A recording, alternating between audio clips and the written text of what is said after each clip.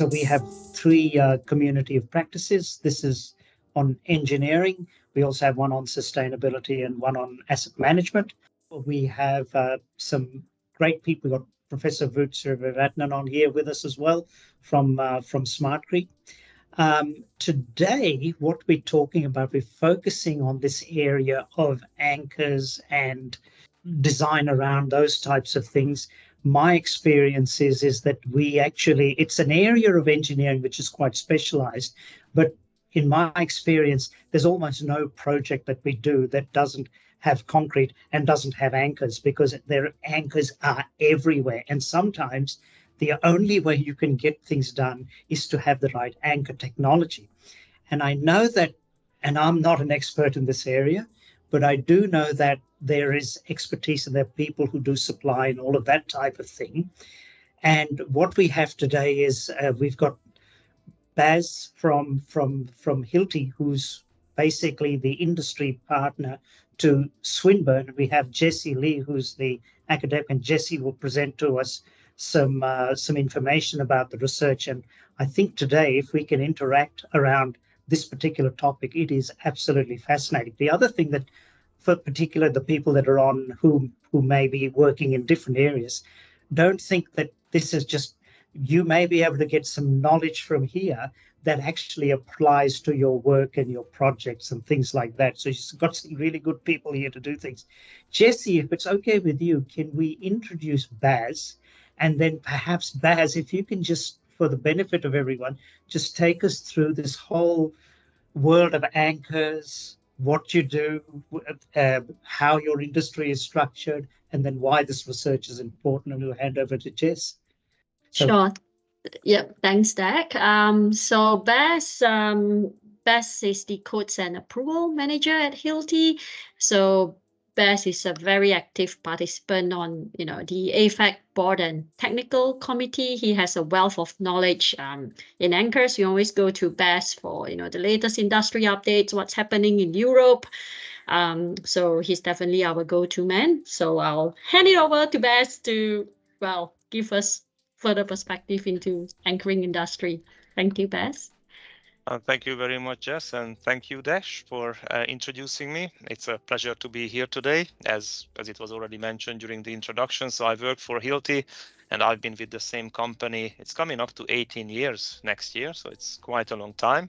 Actually, right after the university, I was hired by Hilti, so I would say that I definitely developed a strong passion for anchors. And maybe before we get into this topic and discussing what anchors are and how we work together with academia and what the current research trends are, I would just very quickly explain it to you what anchors are, because I very often have to do this. Even if I go to the family gathering, usually people tend to come up to me saying that, look, I know that you love your work, but I don't really understand what you are doing. So I'm actually pretty used to explaining what I'm doing. So anchors in a nutshell, probably I should go back a little bit historically. Concrete has been around for more than 100 years in the industry, and Dash knows everything about it. And SmartCrete is a great initiative to research concrete. But what you probably don't know, how fixings were made into concrete over the years. So when concrete structures first got built, it's obviously a high strength material, a very hard material. If we go back nearly 100 years, it was actually always a challenge to create fixings into concrete. So most of the heavy duty and safety critical fixings 100 years ago, those would have been cast-in fixings like ferrules or various cast-in channels. When people had the idea of, let's say, we need to fix some sort of equipment to the concrete slab or to a concrete wall, they would create something that was actually cast into the concrete, and they would, after the concrete is cured and set, they would probably use those cast-in fasteners to fix something heavy to it. And I'm not sure if you know the story of drilling into concrete, but that was only made possible sometime around the 1950s or 1960s. This is where an invention of the electro-pneumatic hammer drill was basically brought to the market. I don't want to advertise my own company here today, but you probably heard about Hilti Drills. But it was actually the founder of our company who worked on these drills, and Hilti launched its first product in the early 1960s, which made it possible to drill holes into concrete. And once these highly efficient electric drills were released to the market, it actually became possible to create post-installed fixing. When I say post-installed, obviously it's different from cast-in. You no longer have to put a sort of engineered metal ferrule or channel inside the concrete when it's wet. You can actually go there, and after the concrete is cured, you can drill a hole and place some sort of fixing element into it. And that gives you probably a little bit bigger flexibility on job site. And so it happened. So in the 1960s and the 1970s, once drilling was resolved and the everyday tradesman was able to create drill holes into the concrete on job site, the popularity of post-installed anchors started to rise as well. So when I talk about post-installed anchors, usually I talk about some sort of fixing element that either made of metal, sometimes they are hybrid, they are made of some sort of composite plastic material and metal together, but we are definitely fixing something to concrete. And why this is different to most of the engineering that you come across in your probably everyday practice, because usually either people fix steel to steel or concrete to concrete, but with the help of anchors, we can actually fix various materials together. So very often, especially if you look at our very own anchor standard in Australia, the AS5216, the main topic of that standard is to detail the design requirements for steel to concrete connections. So finally, we are not creating, steel plate to steel plate and we bolt it together, but we are actually fixing steel structures onto concrete. So it's steel to concrete. And just not too long ago, back in 2021, the Australian anchor standard was updated with a new design chapter, which was talking about concrete to concrete connections. So using post-installed reinforcing bars to basically extend existing concrete structures. So we are no longer only fixing steel or timber or any other material to concrete, but we can extend existing concrete structures, and we can talk about concrete to concrete connections. So concrete to concrete connections would be post-installed rebar, and any other material that we intend to fix to the concrete would be post-installed anchors. Now, I already mentioned that here in Australia, we actually do have a dedicated standard for this discipline, but believe it or not, this wasn't always the case. And why this is another interesting story, because anchoring, as you can imagine, very often involves heavy loads. So we are fixing all sorts of equipment or let's say building services onto the ceiling, which are actually quite heavy. And the implications of a potential failure, if any of these happen to fail or collapse or fall down, that could be catastrophic. You will probably very easily understand when we are talking about anchoring applications that a large portion of anchoring applications are actually highly safety critical. If we go back 10 years ago in Australia, then actually there was no standard that would basically establish requirements for either the qualification of products that are allowed to be sold in this country or allowed to be used and applied in this country. And there was nothing for the design either.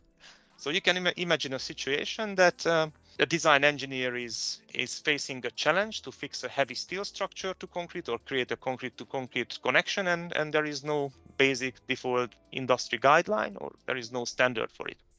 So this is where Swinburne University and an association that was founded at Swinburne called AFAC came into the picture 11 years ago.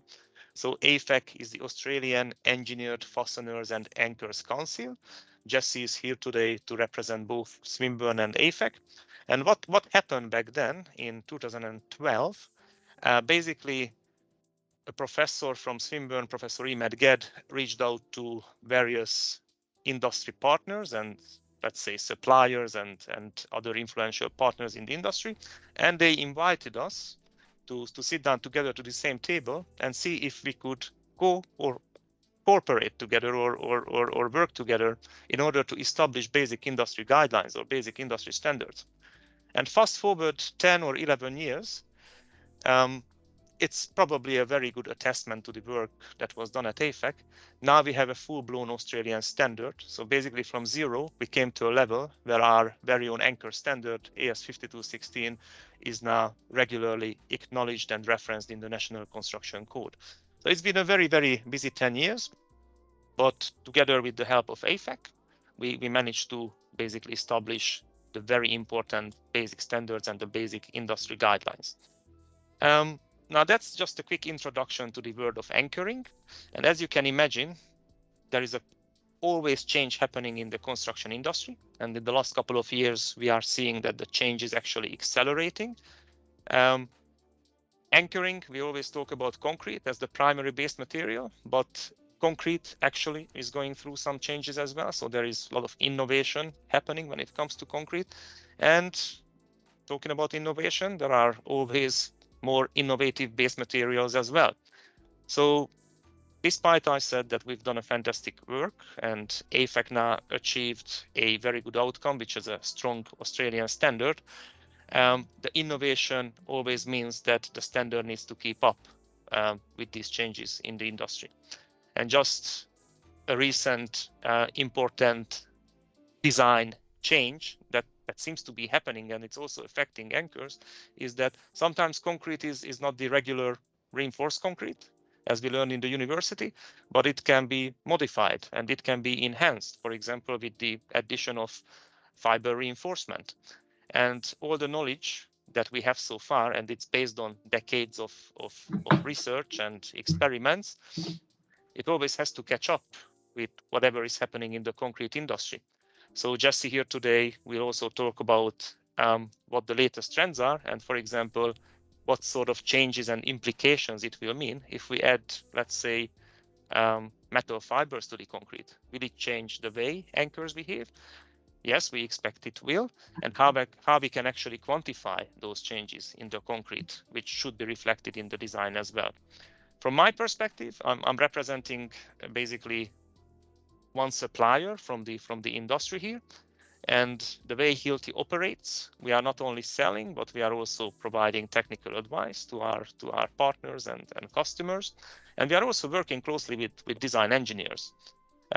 I started my Hilti role as a field engineer, which means that I was very often going out on construction sites and seeing the everyday challenges that contractors face, as well as working with various design engineers. We call them specifiers, who actually have a direct influence what's getting specified on site and what's being built on site.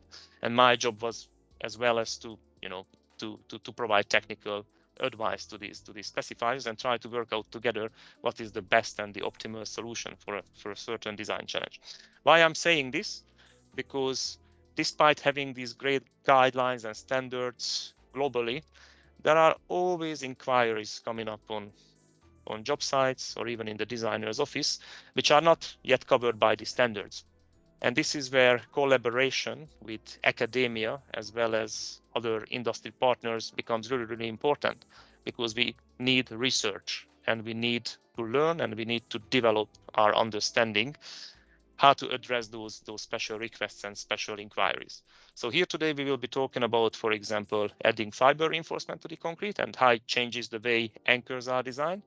But if you think about other very important aspects like sustainability and reducing anchors' carbon footprint, for example, by optimizing anchor design and instead of demolishing old concrete, just keeping the old concrete structures and extending them and upgrading them, that's also a very important aspect. And in order to achieve this and in order to be able to design and basically verify these building solutions, we need constant research and we need to invest in research constantly. So this is where SmartGrid came into the picture, and it was basically a great opportunity both for AFEC and the associated suppliers to participate in SmartGrid, because SmartGrid basically enabled us to basically access additional funding and additional researches. So AFEC could extend its scope and its research. And now we have 1 or 2 full-time PhD students working under the SmartGrid umbrella and researching topics which are highly relevant to the anchoring industry. And up to this day, there are no solutions provided in the current standards.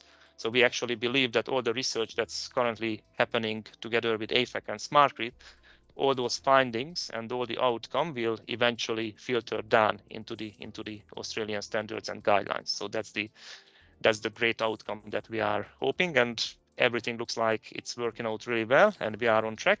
And probably I will let Jessey to explain where the research is at and how it's addressing these problems I talked about. So thank you very much for the attention.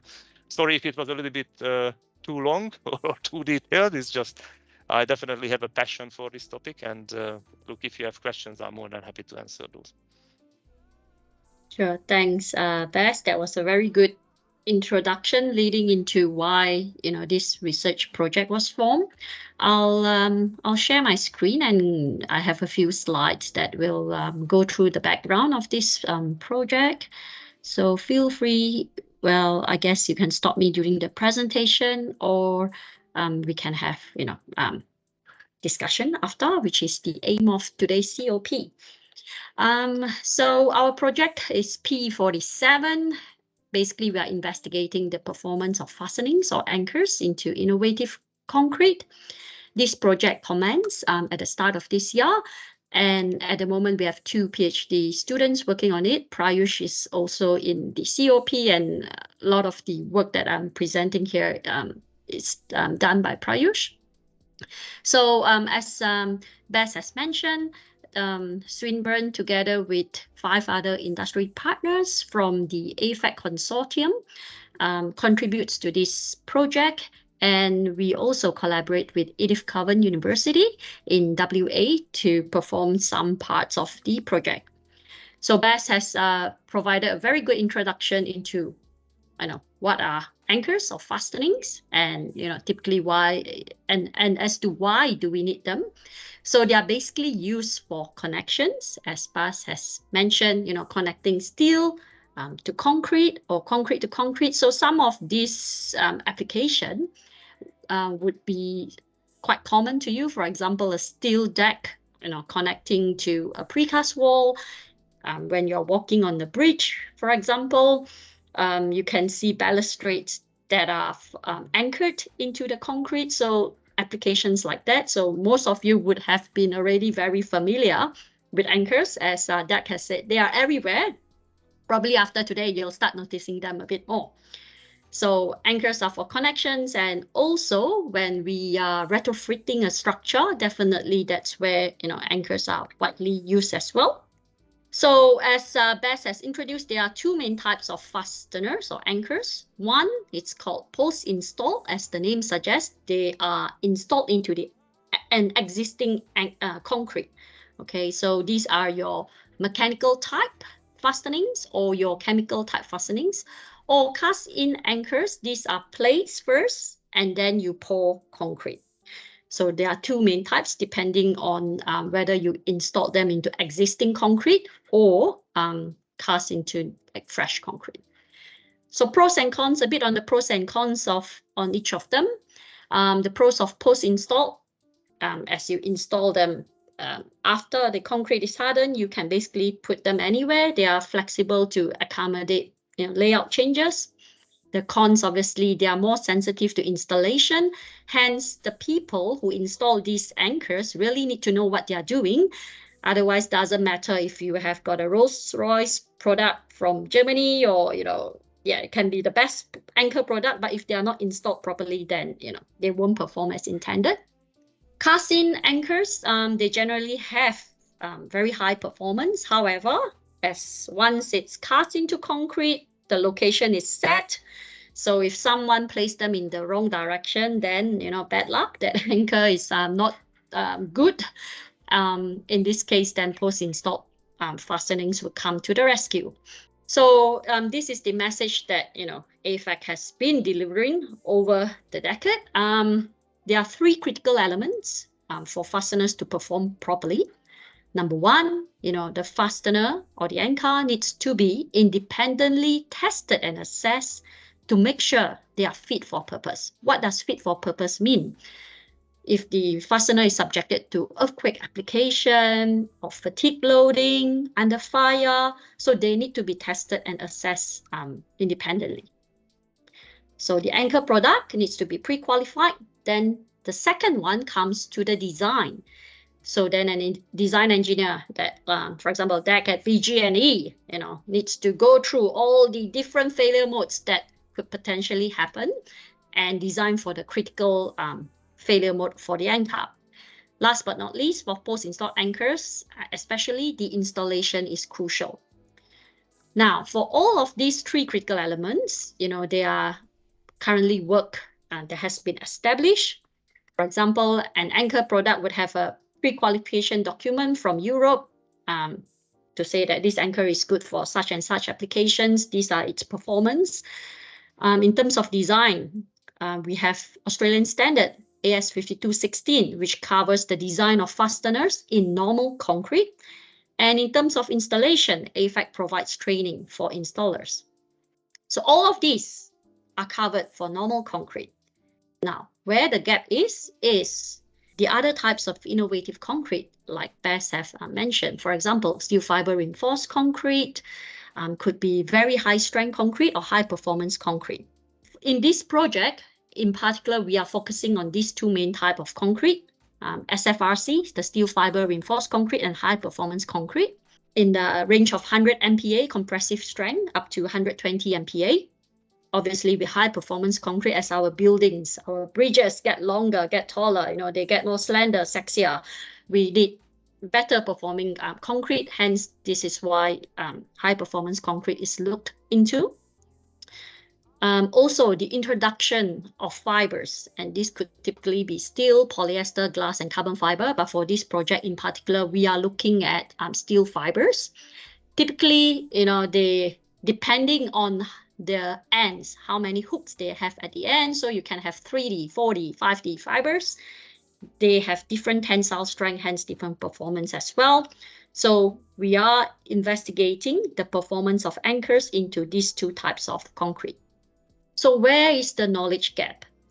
AS 3600 is the Australian standard for concrete design.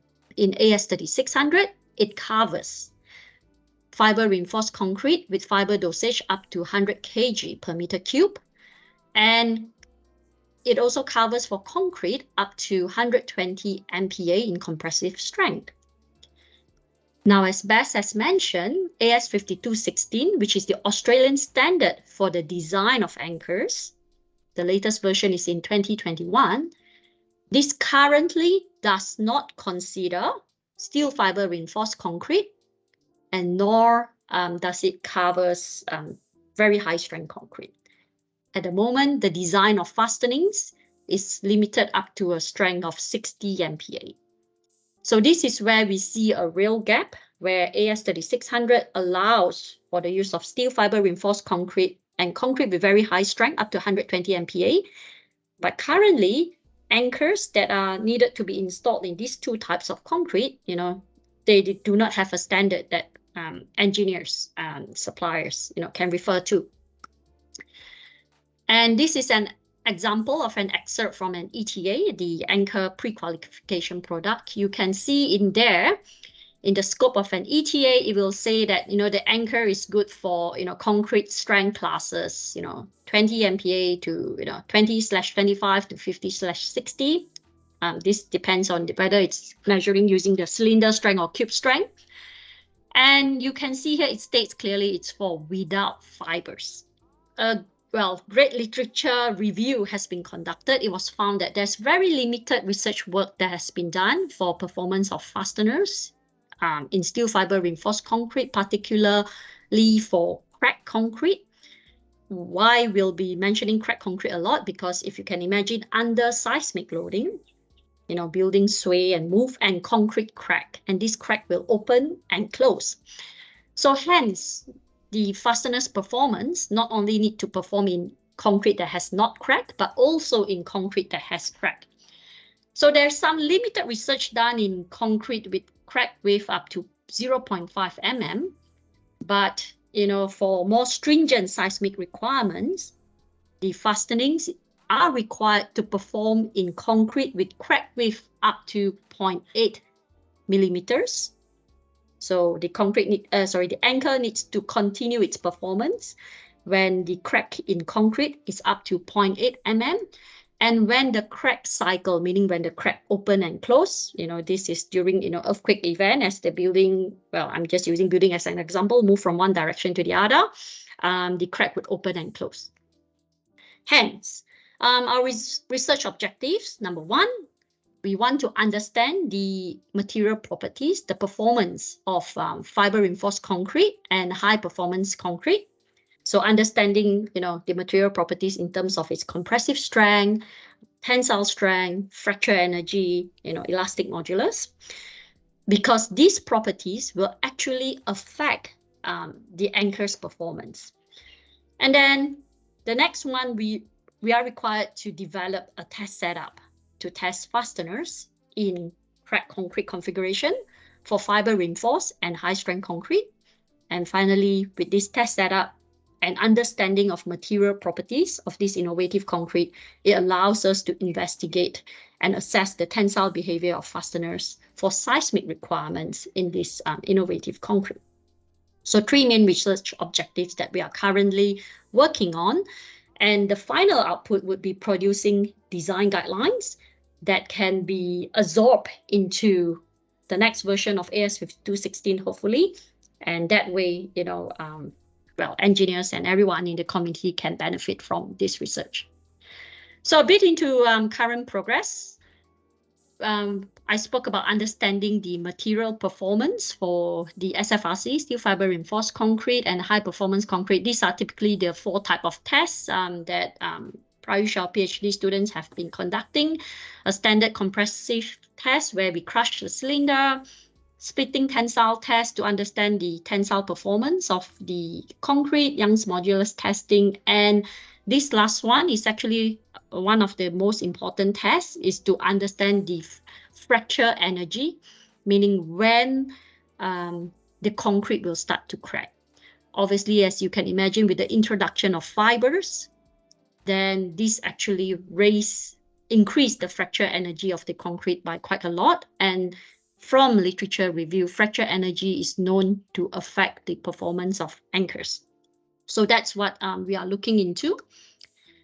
Not going into this table in detail, but basically you can potentially see here that the concrete is tested at different ages, starting from 18 hours up to 28 days. And comparing the results of SFRC with plain concrete, we can see that the ratio is much higher in terms of fracture energy compared to plain concrete. So the SFRC has a much greater fracture energy compared to plain concrete in the ratio from 25 times more at 18 hours up till 65 times more when the concrete reaches 28 days. In terms of high performance concrete, well, the very kind of first batch that we cast and ordered, this was ordered from a supplier. We were told that we would be getting 100 MPa at 28 days. Upon conducting the material testing, however, we found that when the cylinders are water soaked, we get about 81 megapascal. However, when we perform coring into the blocks that were poured, we were actually only getting 69 MPa, which is lower than the 100 MPa that was expected. So this is a bit of a, learning curve for us at the moment to find out why this happened. And we did compare the mixed design to try to understand, a bit more. And, if there are experts here, we would really welcome, feedback on non-mixed design to achieve 100 MPa or higher, especially from readily available supply. Potentially, would it be curing? Do we need to have necessary steps in performing curing for very high strength concrete? We did get some advice from concrete supplier.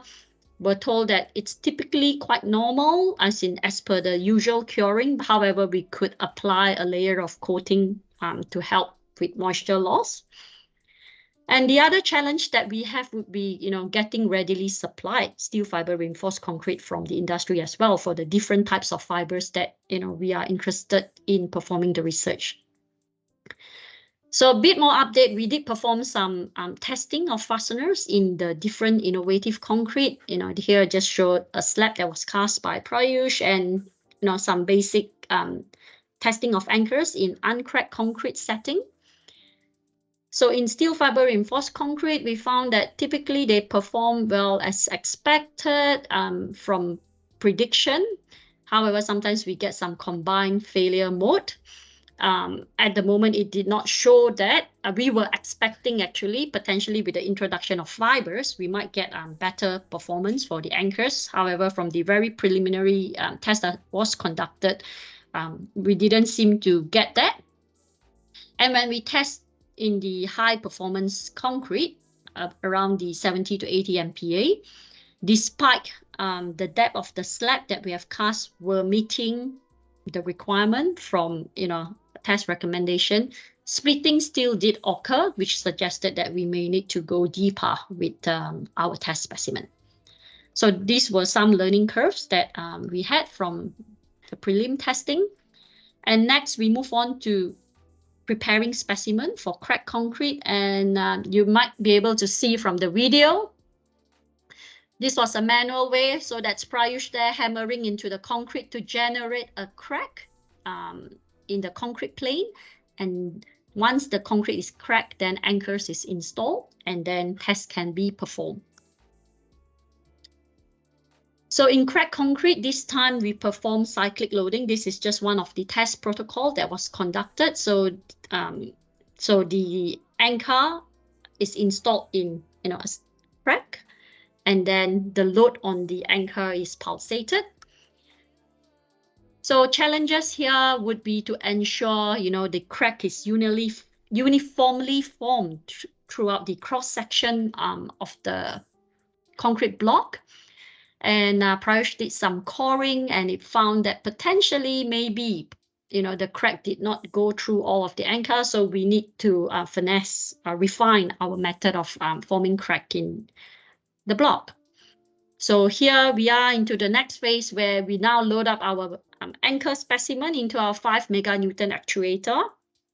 So this actuator will pull on the reinforcing bar to generate crack.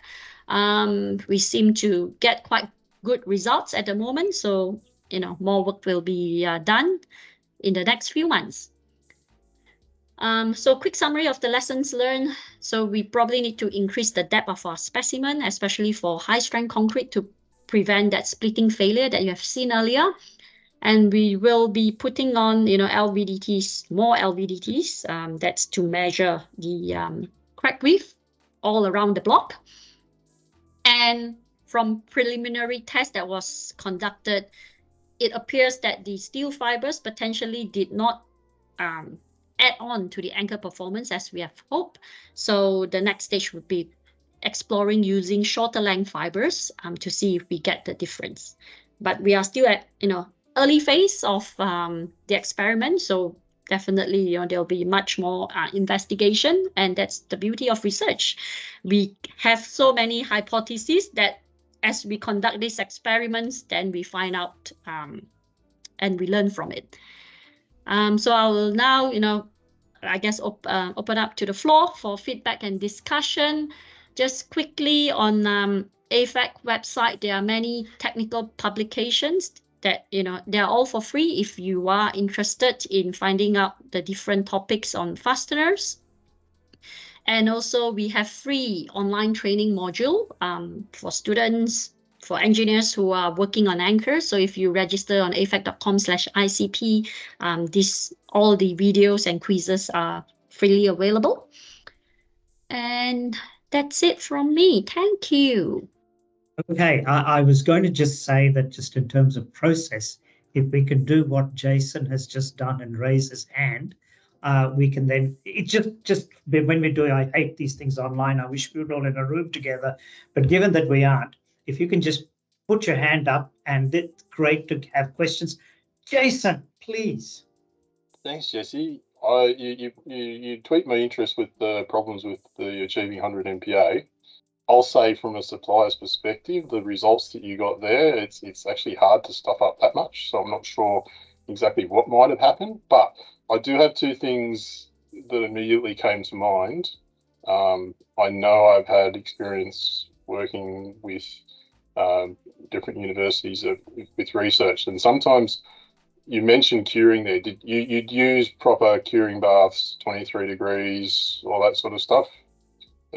For the cylinders, we soak some in the water bath, but some, we just cover with plastic so that it's as close as possible. I mean, it's still in the mold, but close with plastic. Just water bath. Don't try and So that's first thing.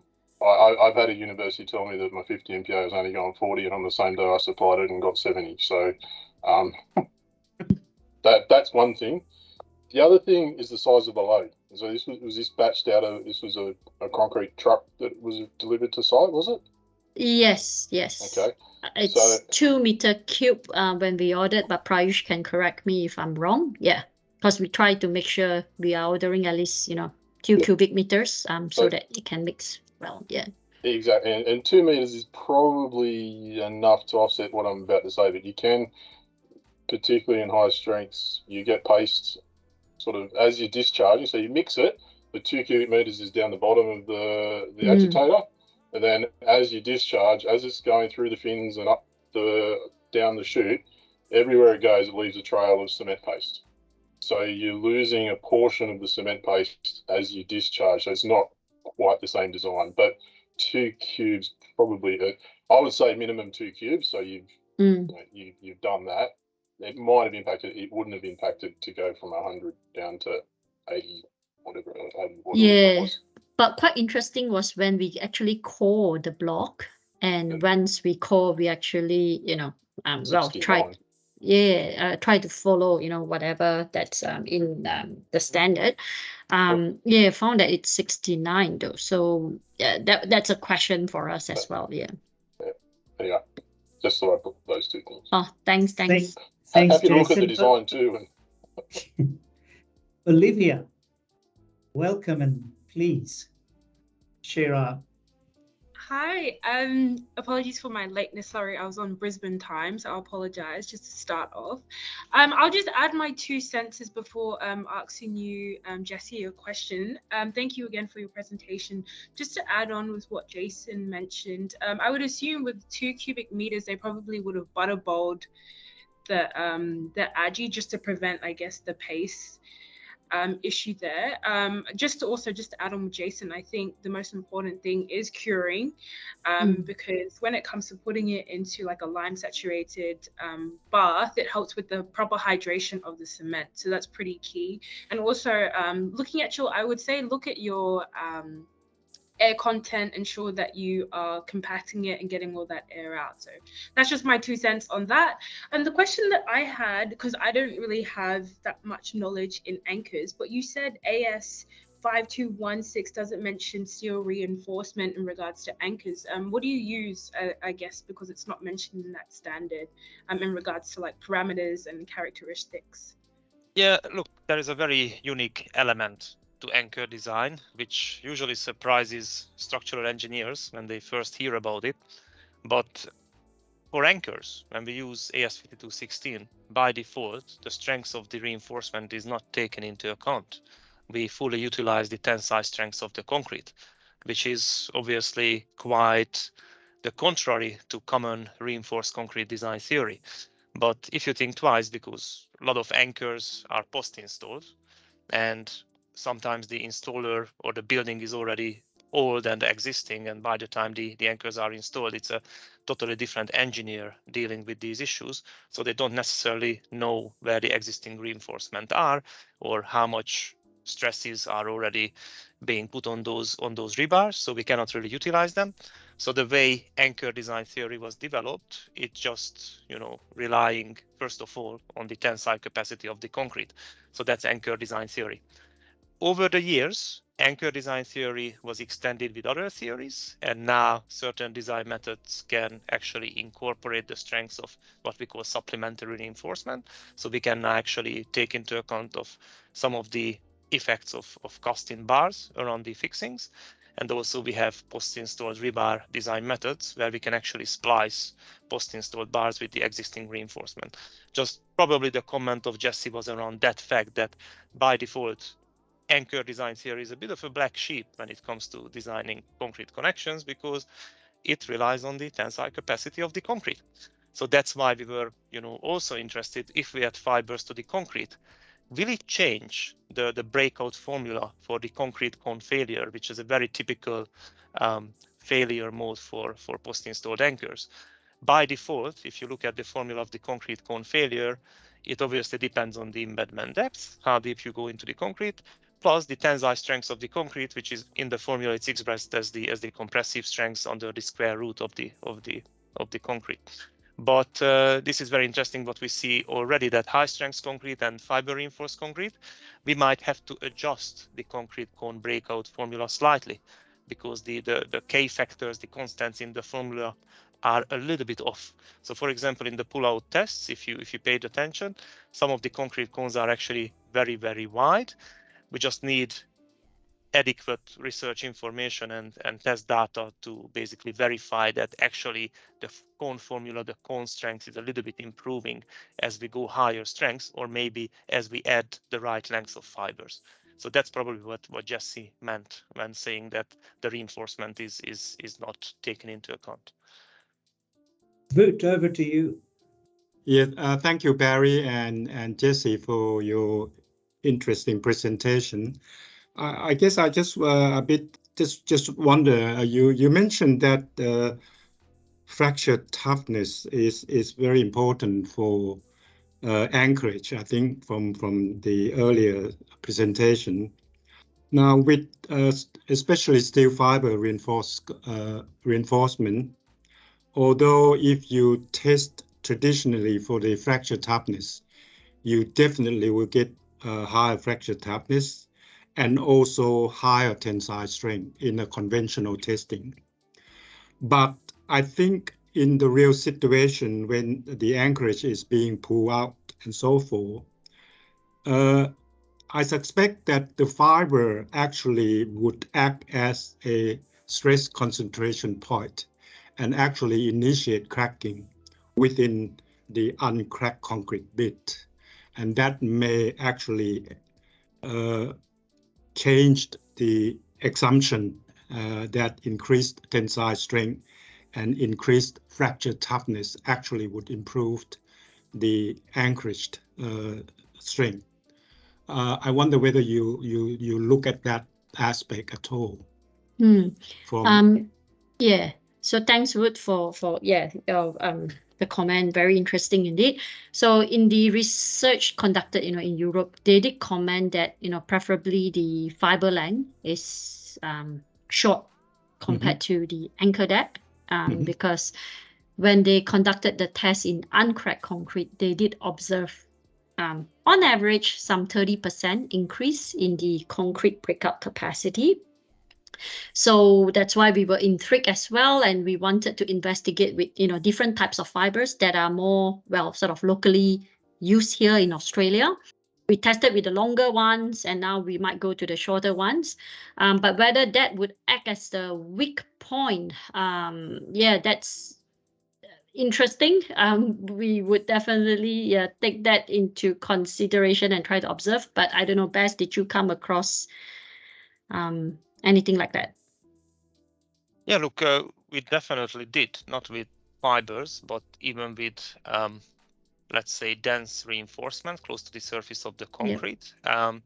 If it prohibits the formation of the cone, Exactly, or actually this is why anchoring is such a multi-dimensional question, because there are so many variables in the formulas. Like if you go in deeper, you might not have the same effect, but if you are talking about low and medium duty anchors, let's say, which are not necessarily deeply embedded in the concrete, and we have a dense layer of reinforcement close to the surface, then we definitely see that shell spalling might occur. And I could imagine if the concrete has lots of fibers and we are again using shallow embedded anchors, then the surface of the concrete might spall off more easily under anchor load than when the fibers weren't there. So that could be the case. So this is, I reckon, why this research is also very important. It's not only to see whether we can improve anchor performance, but also to verify that, okay, we are using these anchors in fiber reinforced concrete. Is our current design assumption safe? So the research will also definitely answer that question. Yeah, I can just follow on. Don't forget that the fiber basically create a weaker layer as well, and I wouldn't be surprised that the sort of failure you just described. You know, the fiber basically create a weak zone straight away. But this is why it's important that we do more tests and see what's happening as a function of the embedment depth as well. And as you can see, the type of the fiber might have a significant influence on the results as well. So definitely it's more research needed at the moment. Okay. I'm going to take Chairman's prerogative and ask 2 questions, and then I'll be very happy to sort of open things to others. As a long time ex-concrete supplier and now working with lawyers, I think I have some ideas as to the 81 MPa at 28 days and 69 MPa when you core it. Look, cores are by definition, and you guys are experts in that area because you are the ones who worked out how to drill concrete. But when you actually take a core, you actually create micro cracks on the side. So basically, I tell lawyer friends of mine that if you're going to take a supplier to court, if you're going to take Jason Chandler to court, do not go and core a slab or core a wall, because you are not going to get how the concrete, the cylinder is, and taking the cores and the cylinders issue out. But the cylinder is done in a very specific environment to get a number in a very controlled way.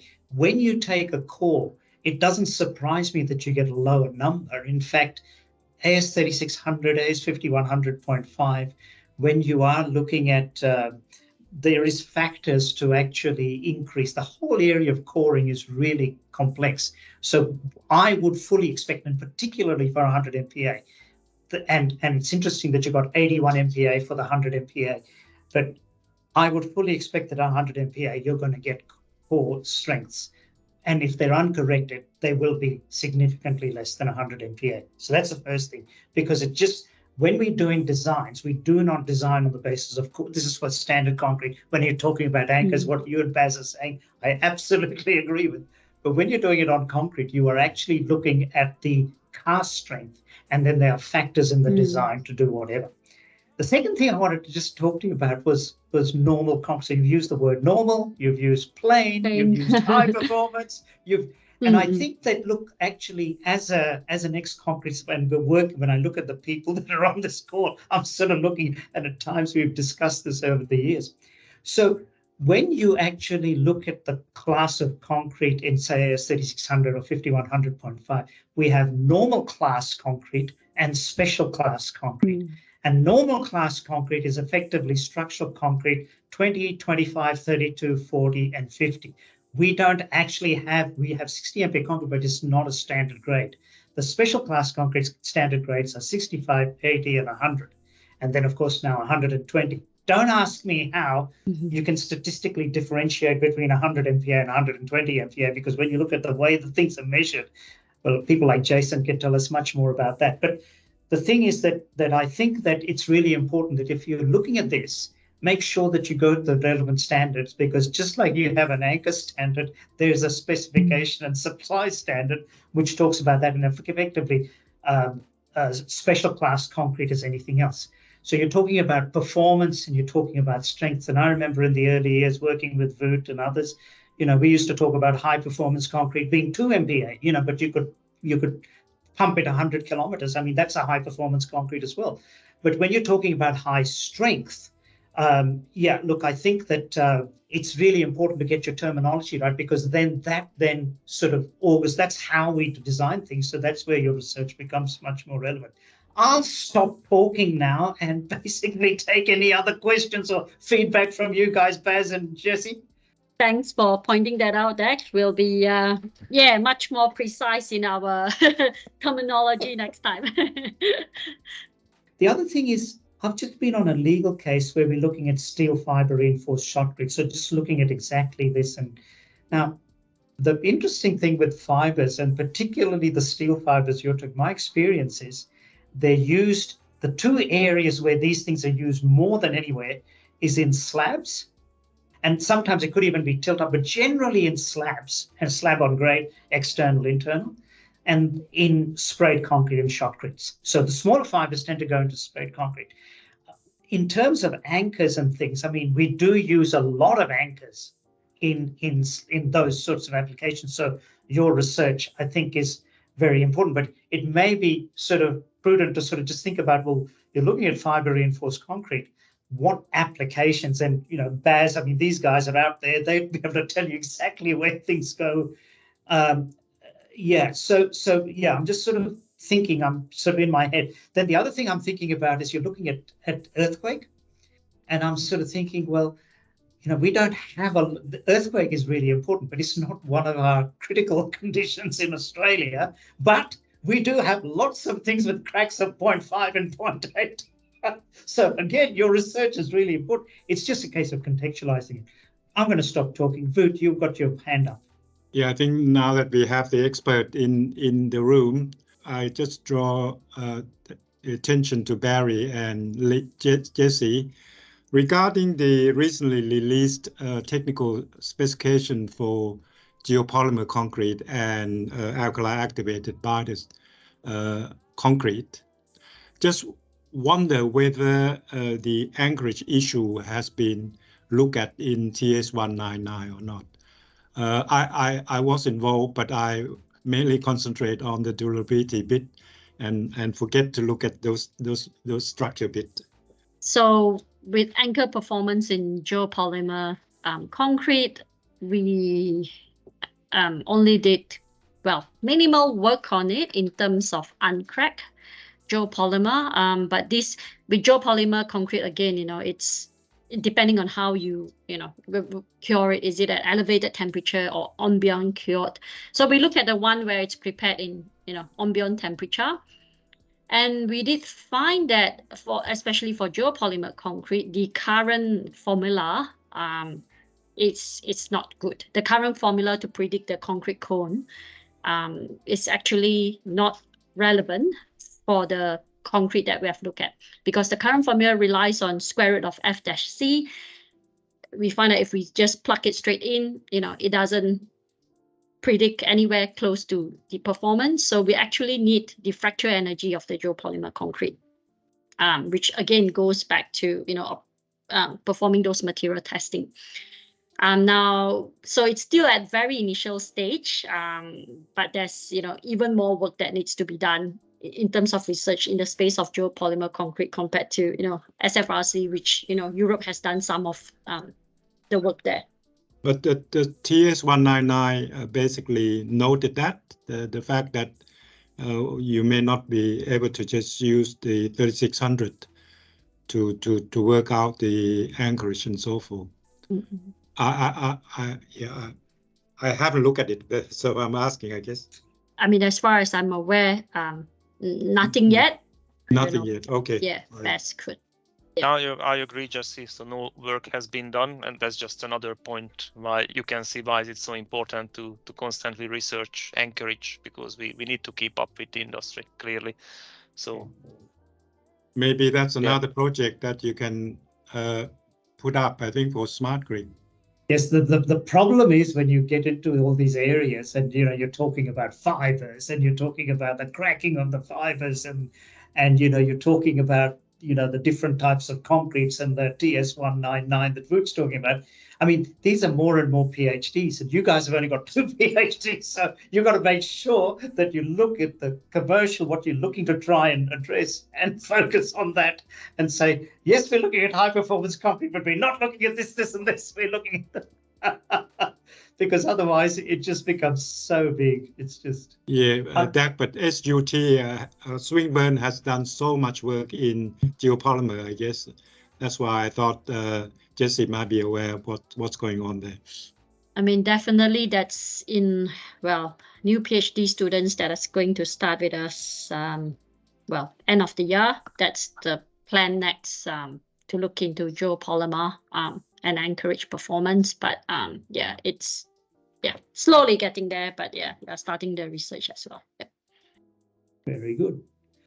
Any other questions? We're almost out of time.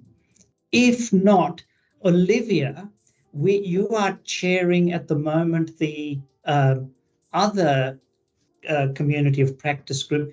Could you possibly just give us a summary of what you guys are up to and where you see some synergies and things like that, and anything you see from a Cement Australia commercial perspective in your radar?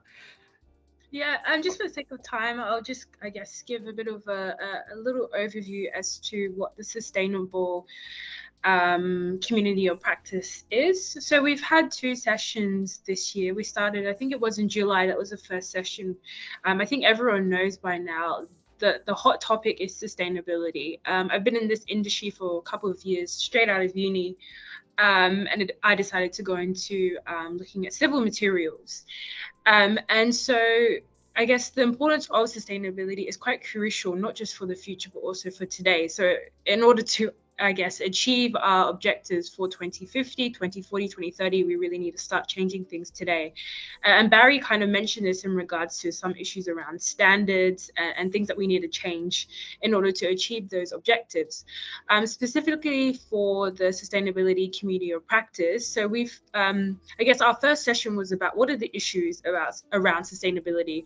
How do we define low carbon concrete? And you guys touched on geopolymer, and some people only believe that geopolymer, by taking out the cement, is the only way in which you can achieve or obtain low carbon concrete. And being someone who works for a cement manufacturer, I can definitely say to you, it might be one of the options, but it's not the only option in order to obtain low carbon concrete. So in saying that, the community of practice for sustainability, we've been looking at, or I guess addressing some of our concerns as to how do we achieve low carbon concrete. If we increase the amount of SCM, so supplementary cementitious materials, in order to reduce the embodied carbon in concrete per cubic meter, how will that impact things like early strength? You know, or how would that impact carbonation? And that was our second session. We spoke about carbonation and also recarbonation. So that's what we've covered thus far in the community of practice for sustainability. But it's been good, I guess. And also I heard, I think it was Barry again, who mentioned the importance of collaboration. And I think that's something that I really want to push for next year regarding the community of practice. And I know that there's, I guess, competitors and there's a lot of people on the conversation that are, I guess, hesitant or reluctant to talk about these things, but it's important because at the end of the day, we are all part of the same industry. And we do need to collaborate in order to, I guess, achieve our sustainability goals. So that's just a quick rundown as to what we've done thus far regarding the sustainability community of practice. So it's been interesting, and I really look forward to next year as to what we cover. I'm hoping to cover things like even creep, I guess how we can improve early strength by whilst increasing SCM content and different things like that. So thank you for allowing me to come to this community of practice. It's been very interesting. I've learned a lot. Thank you so much, Olivia. I think we're just about out of time, but before we go, is there anyone with any questions, any comments? No? Well, I'll take silence as a look. Baz and Jessey, thank you so much for an absolutely wonderful thing. I don't think there's anyone here who didn't learn something from you. All power to you in terms of your research and the work that you're doing. I think it's terrific. I think, as Baz and you have pointed out, the applications of these things go far and above. They're just huge in every way. So the fact that you're doing design guides and things, I think, is a bloody good thing for the industry. So look, with that, thank you so much. Thank you, Jana, for getting us all together and being the rock behind all of this. And we will hopefully see you next year. Thank you very very much. much. The pleasure Cheers, is guys. ours. Yeah. Thank you.